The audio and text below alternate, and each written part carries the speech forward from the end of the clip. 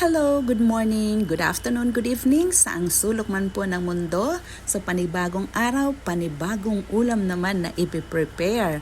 So ngayon po ay tinatamad akong magluto kaya ito na lang po ang naisipan kong kapartner ng fried chicken na aking lulutuin ngayon. So ito po ang gulay.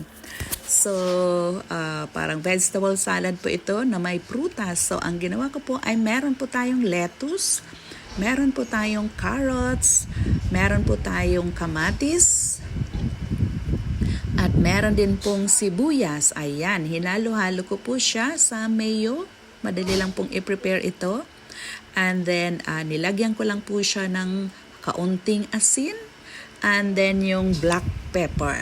So ayan, solve na ang tanghalian natin ngayon. Ready to eat na at nakaluto na rin ang ating fried chicken.